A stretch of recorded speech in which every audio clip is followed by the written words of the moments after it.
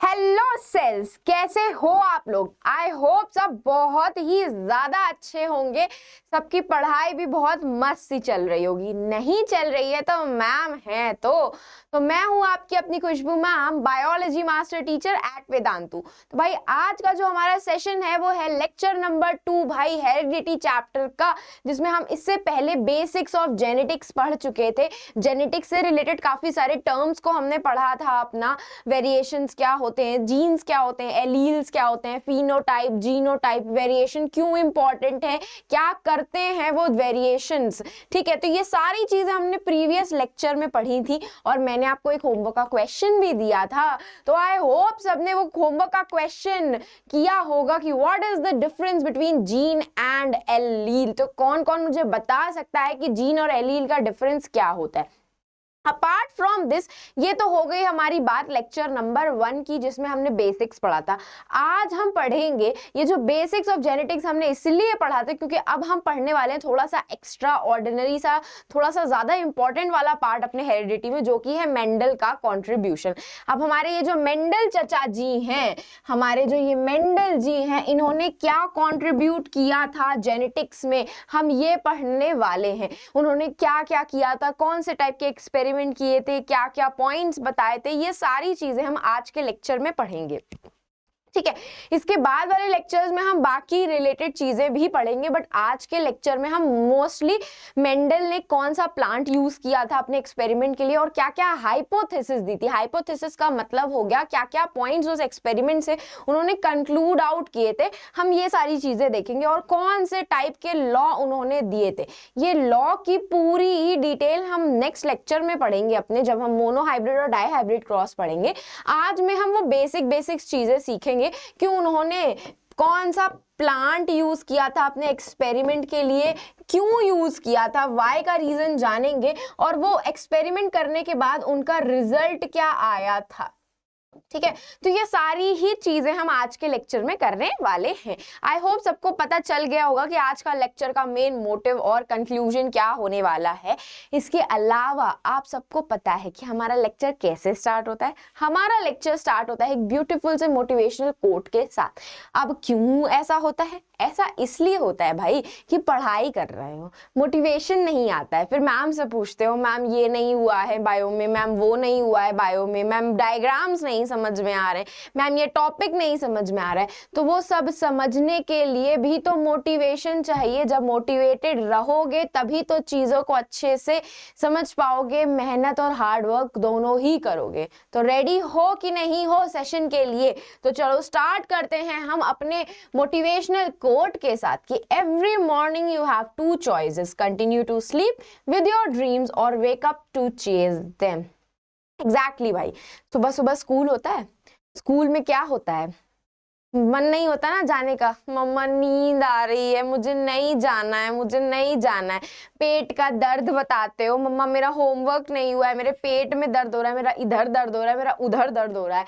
तो बस ये सब क्या होते हैं ना, बहाने होते हैं। हर मॉर्निंग जो ड्रीम्स आप देख रहे हो अपने एग्जाम्स में, अपने बोर्ड के एग्जाम में फोड़ने का, वो एक मेरिट लिस्ट वाले स्टूडेंट में आने का, तो उसके लिए सबसे अच्छा आपका तरीका होता है हर मॉर्निंग जो ड्रीम देख रहे हो उसको ड्रीम देखने की जगह उसको चेज अप करो, उसको फॉलो करो डिटर्मिनेशन के साथ, कंसिस्टेंसी के साथ, डिटर्मिनेशन के साथ, कंसिस्टेंसी के साथ। जब उसको फॉलो आउट करोगे तो जो भी ड्रीम्स देखे हैं ना उसको अचीव भी कर पाओगे। और मोस्टली आई थिंक सो अभी तो सबके ड्रीम क्या होंगे, वही 95% से ज्यादा मार्क्स लेकर के आना, किसमें? अपने बोर्ड्स के एग्जाम में। तो भाई ये तभी पॉसिबल होगा जब हर मॉर्निंग सोने की जगह उन ड्रीम्स के ऊपर फोकस अप करोगे। ठीक है, आई होप सबको ये इतना प्यारा सा मोटिवेशनल कोट रिलेटेबल लगा होगा, समझ में आया होगा कि मैम इतनी बकवास कर क्यों रही है। ऐसे बकवास नहीं कर रही है मैम, मैं आपको सत्य बता रही हूँ। ठीक है,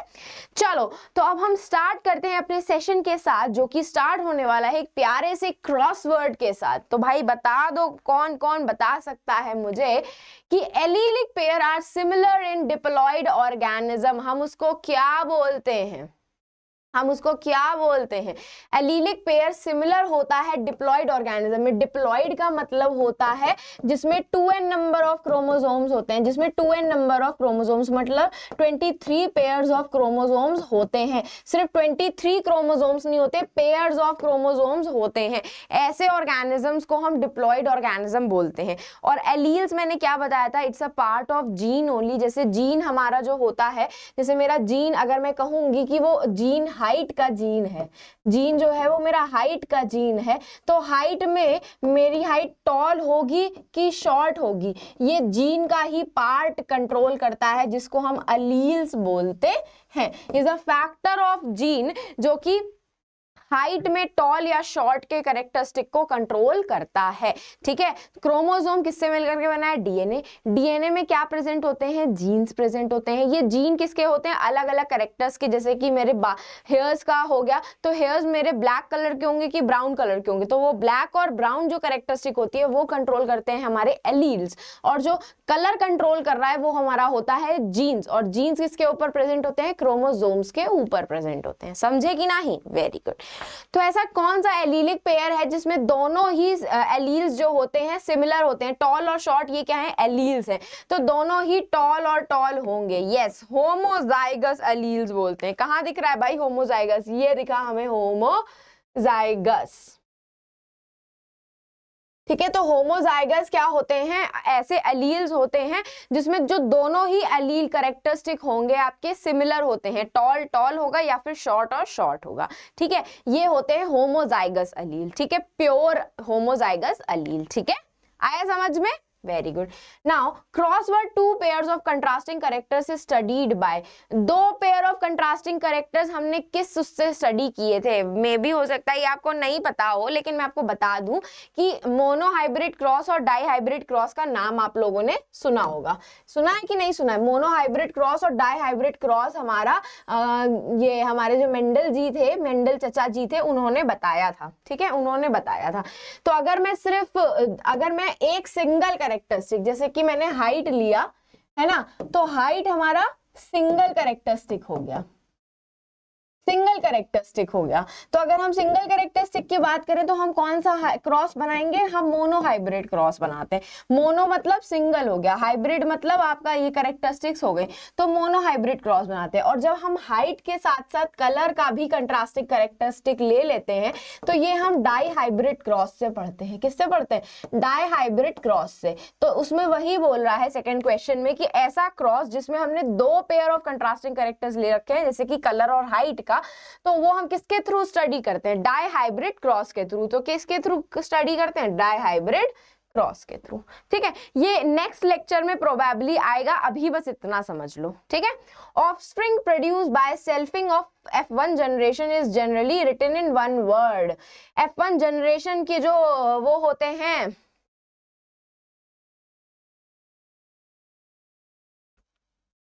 सॉरी थर्ड वाला, जो ऑफस्प्रिंग आपका F1 जनरेशन में प्रोड्यूस होता है, जब हम उसको क्रॉस करते हैं तो वो F2 जनरेशन बनाता है। तो फाइलियल जनरेशन बोलते हैं F2।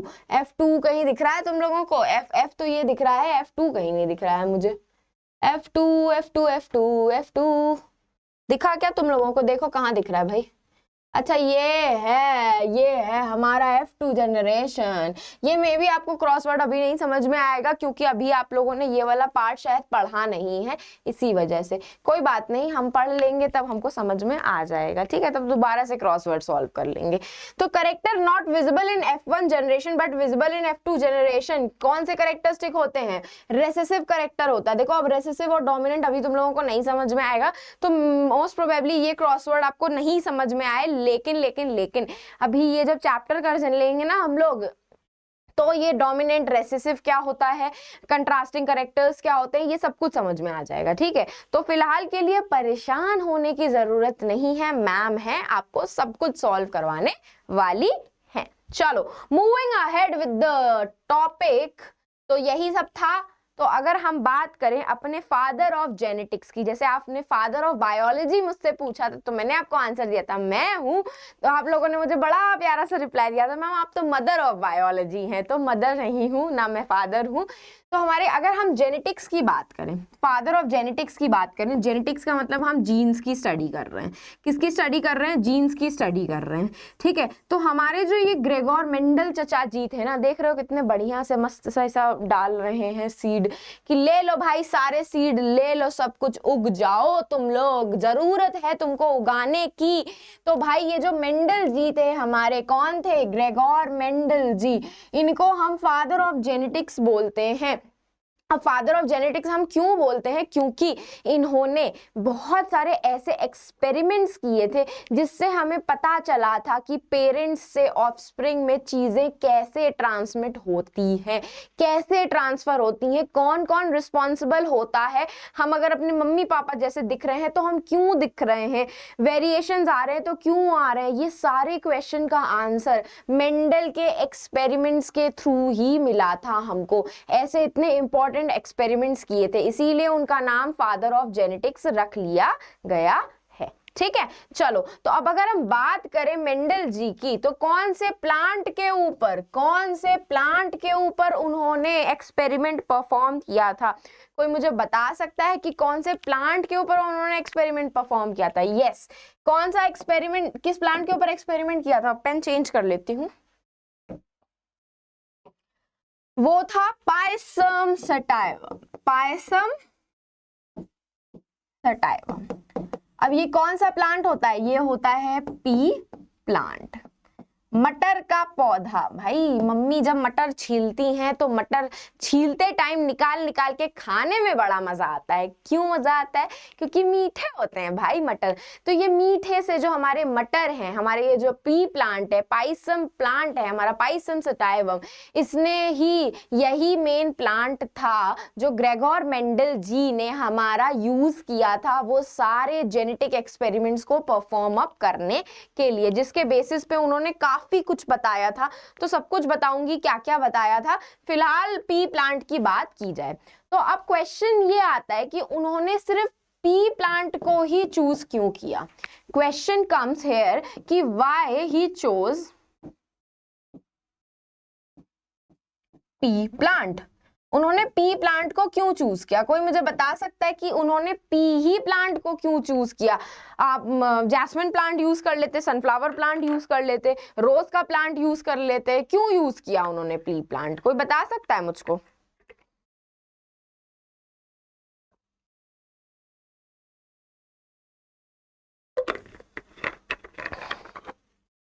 जल्दी से मुझे इसका आंसर तुम सब लोग कमेंट सेक्शन में दोगे कि उन्होंने पी प्लांट को अपने एक्सपेरिमेंट के लिए क्यों चूज किया, ठीक है। इसके साथ साथ जरा सेशन को लाइक भी करते जाओ, जिन मेरे प्यारे से सेल्स ने अभी तक सेशन को लाइक नहीं किया है, ठीक है। तो देखो क्वेश्चन ये था कि why he chose the P plant. तो देखो इसका आंसर ये है कि जो हमारा पी प्लांट है उसके अंदर बहुत सारे कैरेक्टरिस्टिक्स ऐसे थे जो कि बाकी किसी और प्लांट में नहीं थे। यही रीजन था कि उन्होंने पी प्लांट को यूज किया था, ठीक है। जो बाकी जो मेन कैरेक्टरिस्टिक पी प्लांट को चाहिए थे, अरे किधर चला गया, जो मेन कैरेक्टरिस्टिक्स ग्रेगोर मेंडल जी को चाहिए थे वो सिर्फ और सिर्फ किसमें थे? पी प्लांट में थे। क्यों थे ये जान लेते हैं। देखो पी प्लांट का जो लाइफ स्पैन होता है वो काफी शॉर्ट था, जिसकी वजह से ये बहुत जल्दी ऑफस्प्रिंग ग्रो करके ऑफस्प्रिंग प्रोड्यूस कर सकता था, ठीक है। दूसरी चीज इसमें आप क्रॉस, इनके फ्लावर्स में क्रॉस एंड सेल्फ पॉलिनेशन दोनों ही करवा सकते थे। तो भाई एक बात बताओ, अभी मैंने आपको बताया कि जेनेटिक्स में उन्होंने वेरिएशंस के बारे में बताया था, तो कैसे बताया होगा? हमने पढ़ा है हाउ डू ऑर्गेनिज्म रिप्रोड्यूस में कि जो क्रॉस पॉलिनेशन होता है उसमें चेंजमेंट, वेरिएशंस आने के चांसेस बहुत होते हैं। तो यही पी प्लांट को यूज करके उन्होंने वेरिएशंस भी देखे थे कि चेंजमेंट कैसे आ रहे हैं, वो भी क्रॉस पॉलिनेशन करते टाइम, और सेल्फ पॉलिनेशन करते टाइम ये चेंजमेंट क्यों नहीं आ रहे हैं, इनके पीछे के रीजन क्या क्या है। ये सारे ही रीजन उन्होंने यही पी प्लांट के थ्रू पढ़े थे। एक तो लाइफ स्पैन छोटी थी, लाइफ स्पैन छोटी का मतलब वो बहुत जल्दी ग्रो करके नए ऑफस्प्रिंग्स बना सकते थे जो बाकी सारे प्लांट्स नहीं कर सकते थे। दूसरी चीज, उनके फ्लावर्स में हम क्रॉस पॉलिनेशन भी करवा सकते थे और सेल्फ पॉलिनेशन भी करवा सकते थे, ठीक है। तीसरी चीज ये थी कि उनके पास कंट्रास्टिंग कैरेक्टर्स बहुत सारे थे। कंट्रास्टिंग कैरेक्टर्स मतलब जिनको हम ले करके उनमें उनके बीच में ना डिफरेंसेस कर सकते थे, हाइट का, कलर का, सीड का कलर, पॉड का कलर, उनकी कहता टॉल है कि ड्वार्फ है, छोटे होंगे कि बड़े होंगे, सीड्स, ये सारे डिफरेंट डिफरेंट टाइप के कंट्रास्टिंग कैरेक्टर्स को वो कंपेयर अप कर सकते थे। भाई इतने सारे कैरेक्टरिस्टिक्स बाकी और किसी प्लांट में नहीं थे। यही रीजन था कि उन्होंने बाकी सारे प्लांट्स को छोड़ करके पी प्लांट की तरफ को वो मूव कर गए, ठीक है। इतने सारे कैरेक्टरिस्टिक्स होने की वजह से ही उन्होंने पी प्लांट को चूज किया था। तो सबसे पहला कैरेक्टरिस्टिक मैंने यही बताया कि उनके जो फ्लावर्स थे वो बाइसेक्सुअल थे। बाइसेक्सुअल का मतलब उसमें मेल पार्ट भी था और उसमें फीमेल पार्ट भी था। तो भाई मेल और फीमेल दोनों ही पार्ट होने की वजह से उसमें सेल्फ पॉलिनेशन भी हो सकता था, जिसके थ्रू उन्होंने F1 जनरेशन दी थी। और F1 जनरेशन में सारे के सारे आपके डोमिनेंट थे। ये आपको नहीं समझ में आएगा इसीलिए अभी नहीं बता रही हूँ, लेकिन क्रॉस पॉलिनेशन भी हो सकता है जिसके थ्रू उन्होंने डाई हाइब्रिड क्रॉस बताया था, और इसके थ्रू उन्होंने मोनो हाइब्रिड क्रॉस बनाया था। और यही बताया था कि कौन सा जीन, कौन सा अलील जो होता है हमारा डोमिनेंट होता है। डोमिनेंट का मतलब जो सबसे ज्यादा दिखता है, और रेसेसिव का मतलब जो कभी कभी गलती से दिख जाता है, ठीक है। रेसेसिव और डोमिनेंट ट्रेट बताए थे कि पी प्लांट में टॉल वाला जो है वो डोमिनेंट ट्रेट है। टॉल वाला डोमिनेंट का मतलब होता है कि पी प्लांट्स में जितने भी ऑफस्प्रिंग्स हो रहे थे उसमें कहीं ना कहीं टॉल प्लांट सबसे ज्यादा थे। दूसरे जो छोटे वाले प्लांट्स थे पी में, उनको वो क्या कर रहे थे, दबा दे रहे थे। तो ये सब चीजें उन्होंने सेल्फ और क्रॉस पॉलिनेशन के थ्रू ही बताई थी। यही रीजन था कि उन्होंने पी प्लांट को यूज किया था। उसके बाद जो दूसरा रीजन था उनका वो था कि बहुत सारे वेराइटीज थे उनके पास जिसको वो ब्रीड करवा सकते थे। सीड के कलर के थ्रू वो उसको उन्होंने क्रॉस करवाया था। सीड के शेप के थ्रू करवाया था कि सीड का शेप छोटा राउंड है कि रिंकल्ड है, सीड का कलर ग्रीन है कि येलो है। उसके बाद फ्लावर के कलर से उन्होंने क्रॉस करवाया था। पॉड के शेप, पॉड मतलब जो फली होती है उसकी फली जिसके अंदर आपका पीप वो मटर का दाना प्रेजेंट होता है, उसको भी उन्होंने कंपेयर करा था। पॉड के कलर को भी कंपेयर करा था। देख रहे हो कितने सारे डिफरेंट डिफरेंट कैरेक्टरिस्टिक्स हैं जिनको उन्होंने कंपेयर किया था, और इसी के थ्रू उन्होंने अपना एक्सपेरिमेंट परफॉर्म किया था। समझे कि नहीं?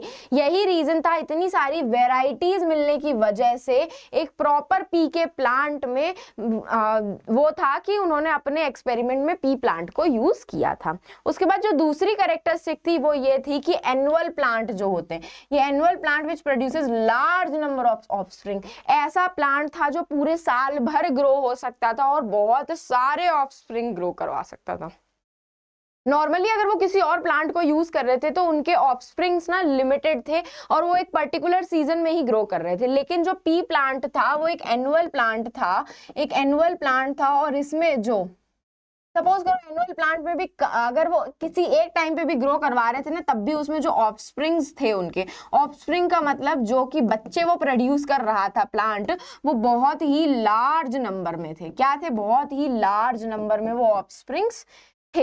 यही रीजन था कि उन्होंने पी प्लांट को चूज किया था। समझे कि नहीं? तो अब तक हमने क्या क्या देखा कि ग्रेगोर मेंडल जी हमारे जेनेटिक्स के फादर थे, उन्होंने पी प्लांट को चूज किया। अब पी प्लांट को चूज करने का रीजन उनका यही था कि उनके अंदर बहुत सारे डिफरेंट कंट्रास्टिंग कैरेक्टर्स थे जिसको वो ले करके अपना एक्सपेरिमेंट परफॉर्म कर सकते थे। पहला कंट्रास्टिंग कैरेक्टर क्या था उनका कि वो क्रॉस और सेल्फ पॉलिनेशन दोनों ही करवा सकते थे उससे, पी प्लांट से। क्रॉस पॉलिनेशन करवा रहे थे तो उनको बहुत सारे वेरिएशंस दिखने के लिए मिल रहे थे जो कि किसी और प्लांट में नहीं दिखते, और उसी प्लांट में अगर वो सेल्फ पॉलिनेशन करवा रहे थे तब उनको वेरिएशंस दिखने के लिए नहीं मिल रहे थे जो कि किसी और प्लांट में नहीं हो रहा था। थर्ड चीज, अगर किसी में क्रॉस और सेल्फ पॉलिनेशन हो भी रहा था तो उनमें कैरेक्टरिस्टिक्स ज्यादा नहीं थे जिसको वो कंपेयर कर सकते हैं, ठीक है। तो ये रीजन था एक और पी प्लांट को चूज करने का। उसके बाद थर्ड रीजन था कि चलो कंट्रास्टिंग कैरेक्टर्स भी बहुत ज्यादा थे तो ऑफस्प्रिंग ज्यादा नहीं प्रोड्यूस कर रहे। तो ऑफस्प्रिंग का मतलब पी प्लांट्स जो बच्चे अपने प्रोड्यूस कर रहा था, ऑफस्प्रिंग प्रोड्यूस कर रहा था, वो बहुत ही लार्ज नंबर के थे। बाकी अदर फ्लावर्स में इतने लार्ज नंबर के ऑफस्प्रिंग्स प्रोड्यूस हो ही नहीं रहे थे। उसके बाद जो फोर्थ उनका था कि इजी अवेलेबल था भाई। इजी अवेलेबल मतलब उसके जो सीड्स थे वो बहुत ही मतलब इजीली अवेलेबल थे मार्केट में। दूसरी चीज, उसको हैंडल करने के लिए उनको ज्यादा केयर नहीं देनी पड़ रही थी। अदरवाइज आप सबको भी पता है जो प्लांट्स होते हैं उनको केयर की रिक्वायरमेंट कितनी ज्यादा होती है। एक बात बताओ, हम ह्यूमन बींग्स हैं तो हम ह्यूमन बींग्स भी जब छोटे होते हैं तो उनको केयर की कितनी रिक्वायरमेंट होती है। जब आप बच्चे थे तो आपके पेरेंट्स आपका कितना ध्यान रखते थे कि नहीं रखते थे? क्यों रखते थे? क्योंकि आप अपना काम खुद से कर नहीं सकते थे, है ना। आप अपना काम खुद से कर नहीं सकते थे, ठीक है। सिमिलरली जो पी प्लांट के ऑफस्प्रिंग्स हो रहे थे, जब उन्होंने पी प्लांट को ग्रो करवाया था तो प्लांट को भी तो केयर की रिक्वायरमेंट थी कि नहीं थी।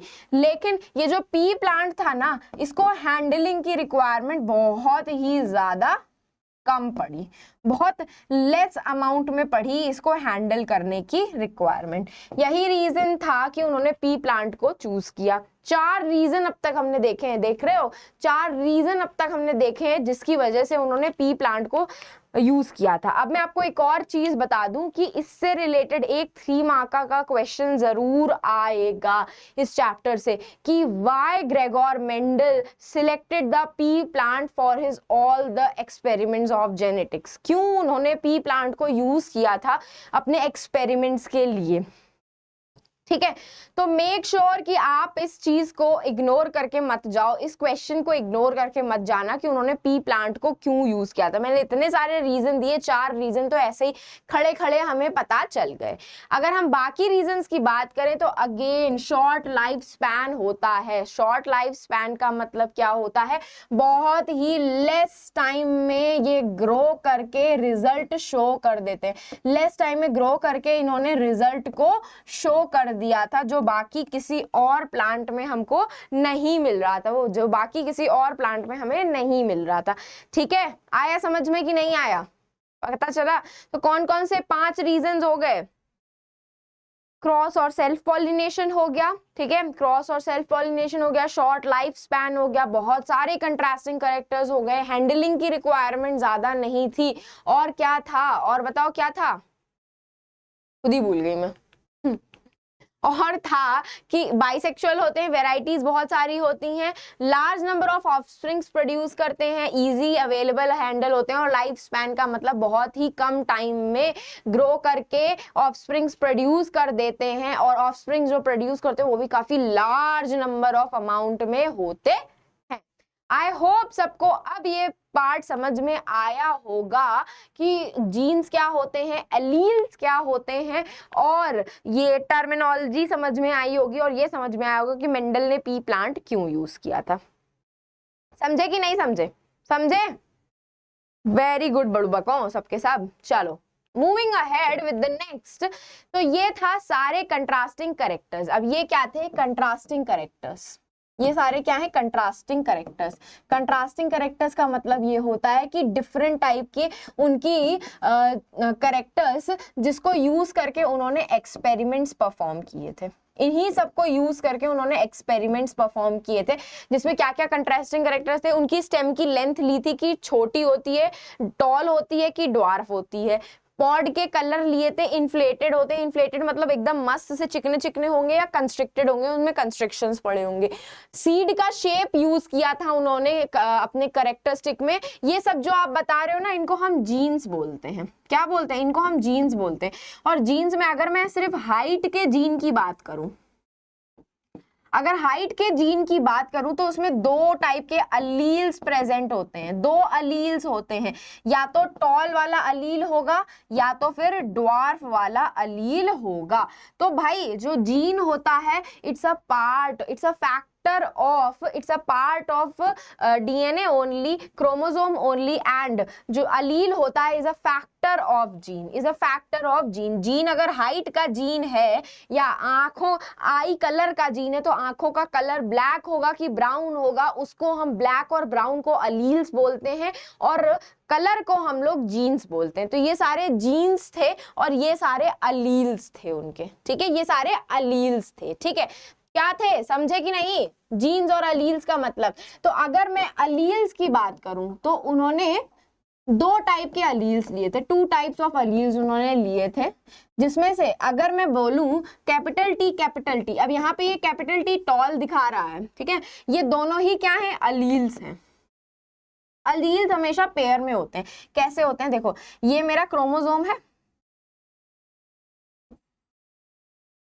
ये मेरा क्रोमोसोम है, तो एक ये जीन हो गया, एक यहाँ पे हो गया, एक यहाँ पे हो गया, एक यहाँ पे हो गया, हमेशा कॉर्नर में प्रेजेंट होते हैं जीन्स, यहाँ पे इस जगह पे पेयर ऑफ जीन्स होते हैं। पेयर ऑफ जीन्स क्योंकि उसमें दो एलील्स प्रेजेंट होंगे, या तो टॉल का अलील प्रेजेंट होगा या तो शॉर्ट का अलील प्रेजेंट होगा, या फिर टॉल और शॉर्ट दोनों का ही अलील प्रेजेंट होगा। तो जीन्स हमेशा पेयर्स में रहते हैं। क्या रहते हैं? जीन्स हमेशा पेयर्स में रहते हैं और उन दोनों पेयर्स को ही हम लोग अलील्स बोलते हैं। क्या बोलते हैं?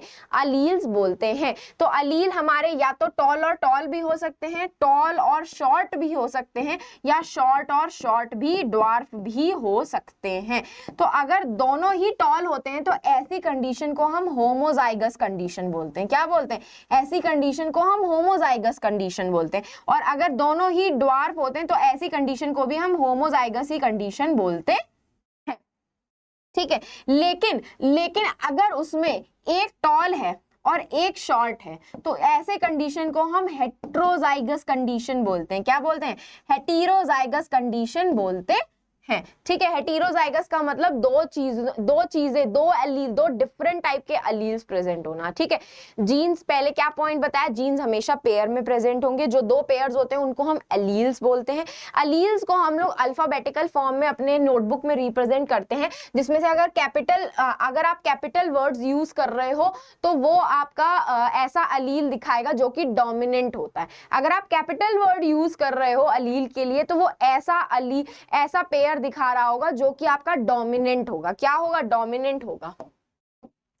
अगर आपने कैपिटल टी यूज किया है जो कि टॉल है तो हमेशा ये जो कैपिटल वर्ड्स होते हैं ना, ये हमेशा डोमिनेंट ट्रेट दिखाते हैं। डोमिनेंट ट्रेट का मतलब डोमिनेंट कैरेक्टरिस्टिक्स दिखाते हैं जो जनरेशन में सबसे ज्यादा दिखती है, जो जनरेशन में क्या होती है, सबसे ज्यादा दिखती है। तो अगर मैं स्टेम लेंथ की बात करूं तो ये जो टॉल है ना, ये डोमिनेंट ट्रेट होता है, ये डोमिनेंट अलील होता है आपका। क्यों होता है? क्योंकि ये आपकी जो ऑफस्प्रिंग्स प्रोड्यूस होंगे पी प्लांट में, उनमें सबसे ज्यादा अमाउंट में दिखता है, ठीक है। तो मैंने अगर स्मॉल लेटर्स का यूज किया है कि स्मॉल टी, तो ये क्या दिखा रहा है? ड्वार्फ प्लांट दिखा रहा है, ये ड्वार्फ पी प्लांट दिखा रहा है। और जहां पे ये आप स्मॉल लेटर्स यूज करते हो ना, वो हमेशा रेसेसिव अलील होता है या रेसेसिव जीन होता है। रेसेसिव अलील या जीन होता है। क्यों? रेसेसिव का मतलब होता है कि जो कम अमाउंट में दिखता है, बहुत रेयरली दिखता है, ठीक है, कम अमाउंट में दिखता है,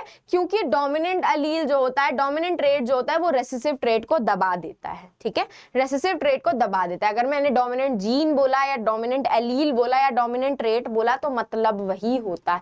जीन बोलूं, ट्रेट बोलूं या अलील बोलूं, मतलब वही होता है कि जो आप पढ़ रहे हो ये आपका डोमिनेंट अलील जो है ये डोमिनेंट है, मतलब सबसे ज्यादा ऑफस्प्रिंग्स में दिखेगा, और जो रेसेसिव है वो सबसे कम ऑफस्प्रिंग्स में दिखता है।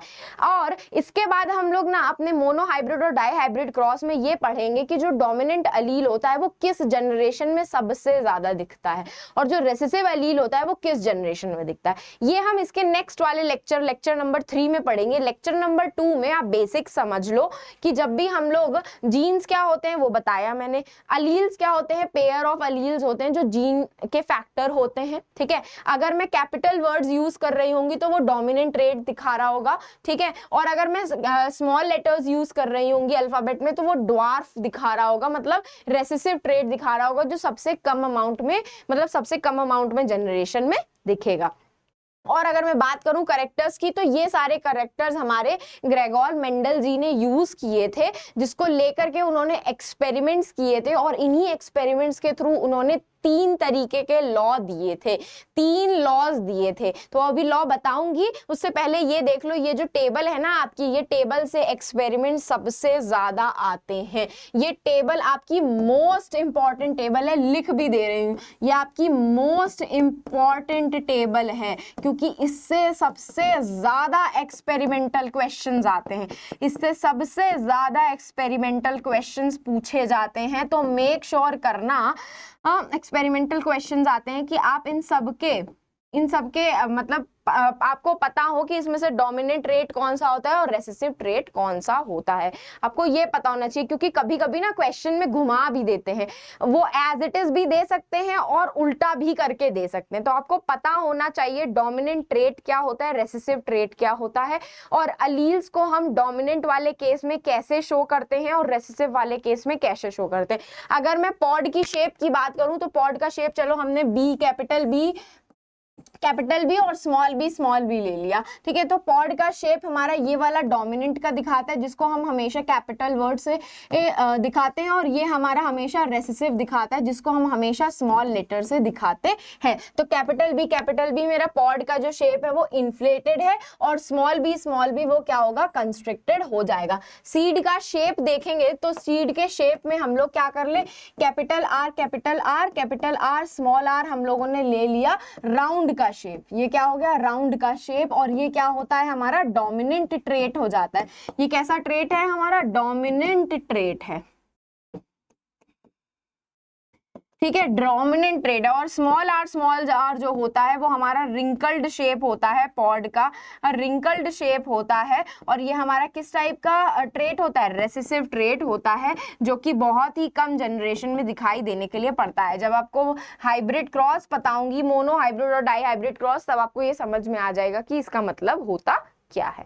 ठीक, चलो moving ahead with the next part, जो कि अगेन मैंने अभी आपको बताया कि ये सारे एक्सपेरिमेंट्स करके उन्होंने 3 तरीके के लॉ दिए थे। कौन से लॉ दिए थे, एक लॉ था लॉ ऑफ सेग्रीगेशन, ठीक है, एक था लॉ ऑफ इंडिपेंडेंट असॉर्टमेंट,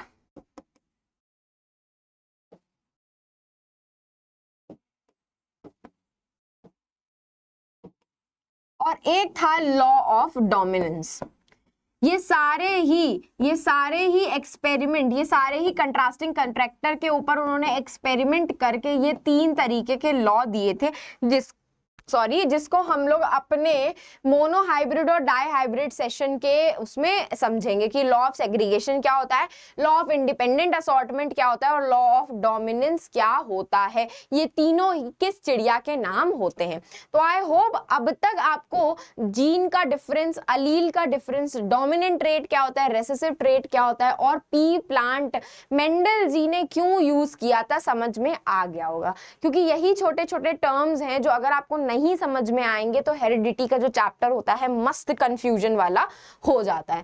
तो इस कंफ्यूजन को हटाने के लिए ही मैंने आपको ये सारे टर्म्स एक्सप्लेन करे, ठीक है। ऐसे ही सारे टर्म्स धीरे धीरे करके एक्सप्लेन करूंगी, तो मेक श्योर करना कि आप ये सब कुछ बहुत अच्छे से ध्यान पूर्वक पढ़ करके जाओ। ठीक, आया समझ में, ठीक है। His explanation and experiment can be summarized into the 3 laws. उन्होंने अपने पूरे explanation को और experiment को यही 3 law के form में बताए थे। ये तीनों law हम लोग अपने monohybrid और dihybrid के cross के टाइम पे पढ़ेंगे, जिसमें आपको बताऊंगी monohybrid cross कैसे किया जाता है और dihybrid cross कैसे किया जाता है, ठीक है। जिसमें आप सबसे ज्यादा कंफ्यूज हो जाते हो कि मैम monohybrid cross करना नहीं आता, dihybrid cross करना नहीं आता, तो वो दोनों ही बताऊंगी आपको उसमें, ठीक है। मूविंग अहेड, तो he found that the gametes have factors which are responsible for expression of characters in offspring. अब इसका मतलब ये है जो गैमीट्स होते हैं आपके, उनके अंदर क्या प्रेजेंट होते हैं, जीन्स प्रेजेंट होते हैं। उन्होंने जीन्स को बताए फैक्टर का नाम दिया था, जीन्स को ही उन्होंने फैक्टर का नाम दिया था। जीन्स तो बाद में नाम रखा गया है, लेकिन जब ग्रेगोर मेंडल ने उसके एक्सपेरिमेंट किए थे ना, तो गैमीट्स में जो जीन्स प्रेजेंट होते हैं उसका नाम उन्होंने फैक्टर्स रखा था। यही फैक्टर्स को उन्होंने बताया था रिस्पॉन्सिबल होते हैं अपने पेरेंट में से ऑफस्प्रिंग में कैरेक्टर ट्रांसमिट करने के लिए। पेरेंट टू ऑफस्प्रिंग आपके जो कैरेक्टर्स ट्रांसमिट होते हैं वो यही फैक्टर्स, यही जीन्स की वजह से होते हैं। तो अगर मैं जीन्स बोल रही हूं तो ग्रेगोर मेंडल जी ने अपने टाइम पे जब ये एक्सपेरिमेंट किया था उस टाइम पे उन्होंने जीन्स का नाम फैक्टर्स रखा था, ठीक है। उस टाइम पे उन्होंने जीन्स का नाम फैक्टर्स रखा था और यही सारे फैक्टर्स रिस्पॉन्सिबल थे पेरेंट में से ऑफस्प्रिंग में जाने के लिए, ठीक है। यही फैक्टर्स, यही जीन्स होते हैं जो हमारी मम्मी और पापा में से हम में ट्रांसमिट होते हैं। वही उन्होंने बताया है कि यही सारे जो फैक्टर्स थे रिस्पॉन्सिबल थे वो सारे करेक्टर्स के लिए, करेक्टर्स मतलब कलर का करेक्टर, हाइट का करेक्टर और आपका पॉड का करेक्टर, ये सारे जो करेक्टर्स थे, फीचर्स थे जो प्लांट में, ये पेरेंट टू ऑफस्प्रिंग यही इन्हीं जीन्स और फैक्टर्स की वजह से ही हुए थे, ठीक है। इस लाइन का मतलब समझ में आया। जैसे हम में होता है कि हम अपने मम्मी पापा जैसे दिखते हैं, हमारी मम्मी का आंखों का कलर हमारे कलर, हमारा जो आंखों का कलर है वो मम्मी के कलर, आंखों के कलर से मैच करता है। क्यों करता है? क्योंकि यही जो फैक्टर्स और जीन्स होते हैं ना, यही हमारे पेरेंट्स में से ट्रांसमिट हुए होते हैं। तो मेंडल जी ने भी यही बताया था जब अपने एक्सपेरिमेंट किया था कि यही फैक्टर्स रिस्पॉन्सिबल होते हैं कि पेरेंट में, अगर वो पेरेंट आपका टॉल पी प्लांट है तो आपका ऑफस्प्रिंग किस तरीके से वो इन्हीं फैक्टर्स की वजह से टॉल या ड्वार्फ बन रहा है। समझे? आया कि नहीं आया? समझ में आया? Very good. चलो moving ahead with the experiments का स्टेप। तो देखो अब हम यहाँ से पढ़ेंगे एक्सपेरिमेंट के स्टेप कि उन्होंने एक्सपेरिमेंट किया कैसे था एग्जैक्टली, ठीक है। एक्सपेरिमेंट्स किया कैसे था, तो उन्होंने ना जब वो लिया था ना, तो जो कंट्रास्टिंग कैरेक्टर्स नहीं लिए थे, उन्होंने एक सिंगल कैरेक्टर लिया था। एक सिंगल कैरेक्टर लिया था उन्होंने, एक सिंगल कैरेक्टर। सिंगल कैरेक्टर मतलब सिंगल ही अलील लिए थे। तो अलील हमेशा पेयर्स में प्रेजेंट होते हैं, तो हमने पेयर पेयर में ले लिया और वो ना टॉल और डॉफ प्लांट के थे। तो पहली वाली जनरेशन में उन्होंने जो मेल और फीमेल प्लांट लिया था, या फिर इसको फीमेल उसको मेल बना सकते हो, कुछ भी कर सकते हो आप। तो मेल और फीमेल ना वो होमोजाइगस कंडीशन में थे। कैसे कंडीशन में थे? होमोजाइगस कंडीशन में थे। होमोजाइगस कंडीशन मतलब जो दोनों ही अलील्स के पेयर थे ना, वो या तो टॉल टॉल थे या तो ड्वार्फ ड्वार्फ थे। तो उन्होंने अपना जो सबसे पहला एक्सपेरिमेंट लिया था ना, उसमें उन्होंने प्योर लाइन ली थी कंट्रास्टिंग ट्रेट की। प्योर लाइन का मतलब ये था कि दोनों ही अलील क्या होते हैं? होमोजाइगस कंडीशन में थे। दोनों ही अलील जो थे वो होमोजाइगस कंडीशन में थे। होमोजाइगस मैंने अभी बताया, जब दोनों ही अलील्स आपके टॉल होते हैं या दोनों ही अलील्स आपके ड्वार्फ होते हैं, तो ऐसी कंडीशन को हम होमोजाइगस कंडीशन बोलते हैं, ठीक है। तो जब उन्होंने अपना पहला एक्सपेरिमेंट परफॉर्म किया था, तो उन्होंने जो पेरेंट प्लांट लिए थे, ये दोनों ही आपके ना क्या है? पेरेंट प्लांट है। ये दोनों ही आपके पेरेंट प्लांट है और ये दोनों ही पेरेंट प्लांट आपके होमोजाइगस कंडीशन में थे। दोनों मेल और फीमेल दोनों, मैंने मेल फीमेल लिख दिया है, आप इसको फीमेल और उसको मेल भी बना सकते हो, कोई बड़ी बात नहीं है, ठीक है। जब इन्होंने दोनों को क्रॉस करवाया था ना, इन्होंने फिर क्या किया? इन्हीं दोनों को क्रॉस करवाया, इन दोनों को क्रॉस करवाया और P1 जनरेशन आई। P जनरेशन का मतलब यहाँ पे है पेरेंट जनरेशन, और F1 जनरेशन मतलब फाइलियल जनरेशन बोलते हैं। फाइलियल मतलब होता है ऑफस्प्रिंग प्रोड्यूस करने वाला जनरेशन। तो कैपिटल T, स्मॉल t और स्मॉल t। अब अगर आप इसका क्रॉस बनाओगे ना, तो ये होता है स्मॉल t ले लो और इधर भी स्मॉल t ले लो, इधर कैपिटल T ले लो, इधर भी कैपिटल T ले लो। दोनों को क्रॉस करवाया, capital T small t, again capital T small t, again capital T small T, again आपका कैपिटल टी और स्मॉल टी मिला। तो हमेशा हमें पता है जो कैपिटल टी था हमारा वो कैसा करेक्टर था, जो टॉल पी प्लांट था वो हमारा कैसा करेक्टर था, डोमिनेंट करेक्टर था। डोमिनेंट करेक्टर मतलब जो ऑफस्प्रिंग में सबसे ज्यादा दिखता है, उसकी प्रेजेंस में रेसेसिव वाला करेक्टर नहीं दिखता है, उसकी प्रेजेंस में रेसेसिव वाला करेक्टर नहीं दिखता है। तो अब आप खुद मुझे देख करके ये बताओ कि जो हमने क्रॉस बनाया उसमें हमारे सारे के सारे डोमिनेंट करेक्टर आ रहे हैं। हमारे जो ये चार ऑफस्प्रिंग बने 1 2 3 और 4, उन सब में आपका देखो कैपिटल टी प्रेजेंट है। इसका मतलब क्या है, ये सारे ही प्लांट आपके टॉल प्लांट्स थे, ये सारे ही आपके प्लांट्स कैसे थे, टॉल प्लांट्स थे। 100% टॉल प्लांट्स आए थे आपके F1 जनरेशन में। F1 जनरेशन में जब उन्होंने प्योर लाइन को क्रॉस करवाया, प्योर लाइन मतलब आपका जो मेल था उसमें सिर्फ और सिर्फ डोमिनेंट ट्रेट प्रेजेंट था, टॉल प्लांट का अलील प्रेजेंट था, और फीमेल में आपका सिर्फ और सिर्फ ड्वार्फ पी प्लांट का वो जीन्स प्रेजेंट थे। तो जब उन्होंने उसको क्रॉस करवाया तो जो उनको F1 जनरेशन मिली थी वो सब की सब उनकी क्या थी, ऑल टॉल थी। वो सब की सब क्या थी, सारी ही टॉल थी। और उन्होंने इसका क्रॉस पॉलिनेशन करवाया था फ्लावर्स का। एक फ्लावर हमारे छोटे थे, एक फ्लावर हमारे टॉल थे। कैपिटल टी स्मॉल टी और स्मॉल टी। और जब उन्होंने इसको करवाया क्रॉस तो कैपिटल टी और स्मॉल टी वाली जनरेशन बन गई। अब एक बात बताओ, जो मेरी F1 जनरेशन आई वो किस टाइप की जनरेशन हो गई? जो F1 जनरेशन आ रही है आपकी वो किस टाइप की जनरेशन हो गई? मेरी कैपिटल टी और स्मॉल टी वाली जनरेशन है। इसका मतलब ये कौन से कंडीशन में है? ये हेट्रोजाइगस कंडीशन में है। ये कैसे कंडीशन में है? हेट्रोजाइगस कंडीशन में है कि नहीं है? हेट्रोजाइगस कंडीशन में है। और जब उन्होंने अपने थर्ड स्टेप में इसी हेट्रोजाइगस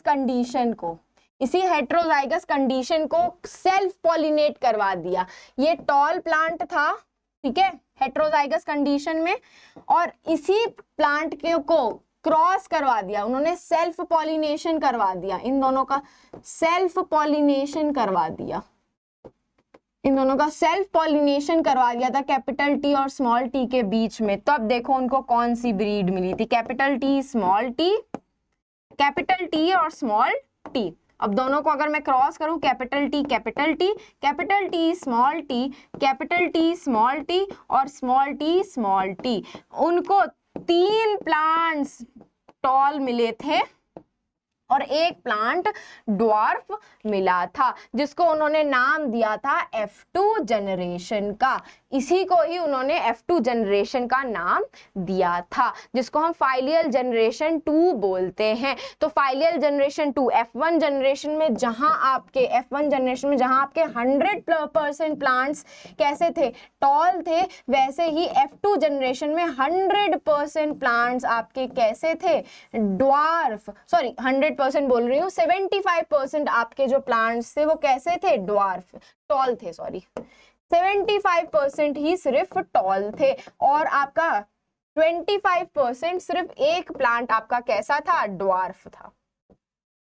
कैसा था, ड्वार्फ था। तो इस तरीके से उन्होंने F1 जनरेशन में क्रॉस पॉलिनेशन करवाया था 2 प्योर लाइंस का, और F2 जनरेशन में जो आपके ऑफस्प्रिंग्स आए थे उन्हीं को ही उन्होंने क्रॉस पॉलिनेट करवा दिया था। इसी तरीके से उन्होंने अपना एक्सपेरिमेंट पूरा परफॉर्म करवाया था, जिसके बेसिस पे उन्होंने ये सारे हाइपोथेसिस दिए थे। तो अब एक एक करके ये हाइपोथेसिस के बताती हूँ है क्या, बाकी जो लॉ होंगे आपके वो लेक्चर 3 में बताऊंगी, जब मोनोहाइब्रिड और डाईहाइब्रिड क्रॉस बताऊंगी। तो उन्होंने कंक्लूड ये किया था कि जितने भी ऑर्गेनिज्म होते हैं उनमें पेयर ऑफ जीन्स प्रेजेंट होते हैं। पेयर ऑफ फैक्टर्स का मतलब होता है पेयर ऑफ जीन्स प्रेजेंट होते हैं, या तो कैपिटल टी प्रेजेंट होंगे, या capital T small T present होंगे, या स्मॉल टी प्रेजेंट होंगे। यही सारे जो आपके जीन्स होते हैं ये कैरेक्टरिस्टिक्स को कंट्रोल करते हैं कि वो ड्वार्फ होगा कि टॉल होगा, उसका सीड का कलर ग्रीन होगा कि येलो होगा। ये सारे ऑर्गेनिज्म जो होते हैं उनमें ये जो फैक्टर्स होते हैं उनमें ये जो जीन्स होते हैं ये उनके पेरेंट्स में से ट्रांसमिट होते हैं, वन फ्रॉम ईच का मतलब होता है कि एक आपका टी जो होगा ये कैपिटल, अगर कैपिटल टी तो एक टी आपका मेल से ट्रांसमिट हो रहा था और स्मॉल टी में से एक जो स्मॉल टी था वो फीमेल में से ट्रांसमिट हो रहा था, ठीक है, वो फीमेल में से ट्रांसमिट हो रहा था। इसी तरीके से जनरेशन टू जनरेशन में हमारे ये फैक्टर्स क्या होते हैं, ट्रांसमिट, जीन्स हमारे ट्रांसमिट होते हैं, ठीक है, जीन्स हमारे ट्रांसमिट होते हैं। Pairs of factors that controls the given characteristic। तो हमने कौन से 3 लॉ पढ़े थे, law of segregation, law of independent assortment and law of dominance. पहले वाले में से आप जो ये है, पहले वाले में से आप ये कह सकते हो कि लॉ ऑफ सेग्रीगेशन हो रहा है, सेग्रीगेट हो रहे हैं, अलग अलग हो रहे हैं जीन्स। जीन्स क्या हो गए, इसमें अलग अलग हो गए कि नहीं हो गए, जीन्स पहले अलग अलग हो करके फिर ट्रांसमिट हुए। दूसरे वाले हाइपोथेसिस में से आप बता सकते हो law of independent assortment. Independent assortment, dominant वाला ट्रेट अलग हो रहा था और रेसेसिव वाला ट्रेट अपना अलग से ट्रांसमिट हो रहा था, उनमें दोनों में मिक्स मैचिंग नहीं हो रही थी, उनमें दोनों में मिक्स मैचिंग नहीं हो रही थी। और लॉ ऑफ डोमिनेंस भी यही बताता है कि अगर आपके अंदर डोमिनेंट ट्रेट है तो पॉसिबिलिटी है कि पहली जनरेशन में सिर्फ और सिर्फ डोमिनेंट ट्रेट दिखेगा, नेक्स्ट जनरेशन में मे बी वो रेसेसिव जीन दिख सकता है, लेकिन सबसे पहले डोमिनेंट जीन ही दिखेगा आपका। उसके बाद उन्होंने बाकी और क्या दिया था कि जब गैमीट्स की फॉर्मेशन हो रही होती है तो ये जो फैक्टर्स होते हैं क्या हो जाते हैं, सेपरेट आउट हो जाते हैं, अलग अलग हो जाते हैं, ठीक है।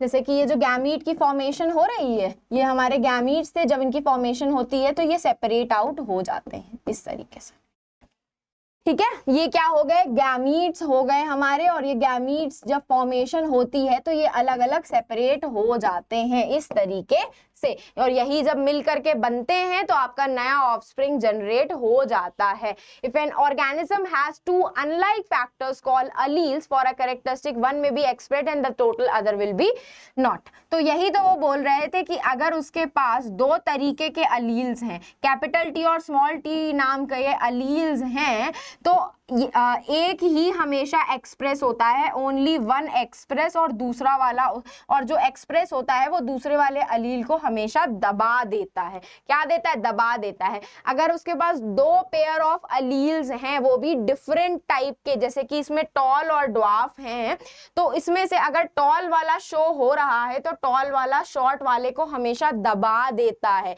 इसी को ही हम लॉ ऑफ डोमिनेंस बोलते हैं। क्या होते हैं, लॉ ऑफ डोमिनेंस बोलते हैं कि जो डोमिनेंट वाला ट्रेट था उसने रेसेसिव वाले ट्रेट को दबा दिया, क्या किया, एक्सप्रेस होने ही नहीं दिया। इसी को ही हम लॉ ऑफ डोमिनेंस बोलते हैं। तो अब मैं आपको ये बता दूं कि मैंने जितने भी आपको ये हाइपोथेसिस बताए हैं ना, ये सब एग्जाम में आने वाले हैं, वो भी 5 मार्कर्स या फिर 3 मार्कर के क्वेश्चन में।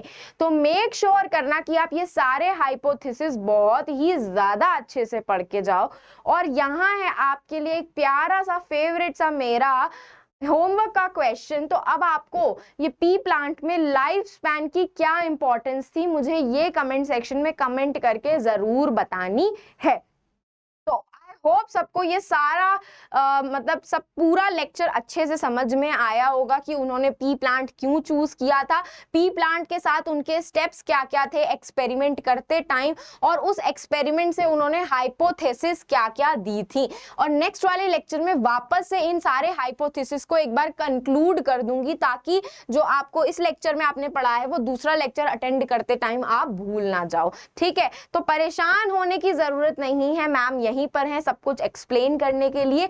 अगर सेशन पसंद आया हो तो सेशन को लाइक कर देना, शेयर कर देना अपने फ्रेंड्स के साथ, और चैनल को सब्सक्राइब करना तो बिल्कुल भी मत भूलना। और अगर आपको मेरे सारे सेशन से रिलेटेड नोट्स वगैरह की रिक्वायरमेंट होती है या नोटिफिकेशन चाहिए होता है कि मैं कब लेक्चर लेने आ रही हूँ, मैं कब लाइव आऊंगी, तो आप आप चैनल के टेलीग्राम लिंक को जो डिस्क्रिप्शन बॉक्स में अवेलेबल है उसको क्लिक करके टेलीग्राम चैनल को ज्वाइन कर सकते हो, जहां पे आपको सारे notification time to time update मिलते रहेंगे कि कब मैम लाइव आ रही है, कौन सा लेक्चर लेने वाली है, ताकि आपको स्ट्रगल ना करना पड़े लाइव सेशन देखने के लिए और मेरा कोई भी सेशन आपसे मिस ना हो। तो आई होप सबने लाइक कर दिया होगा, शेयर कर दिया होगा और सब्सक्राइब भी चैनल को कर दिया होगा। तो अब हम फिर मिलेंगे चलते चलते अपने नेक्स्ट ऐसे ही धमाकेदार और अमेजिंग सेशन में। तो बस अपना प्यार मुझे देते रहिएगा और मैम से भी बहुत सारा प्यार लेते रहिएगा। तो फिर मिलेंगे चलते चलते, bye bye and take care.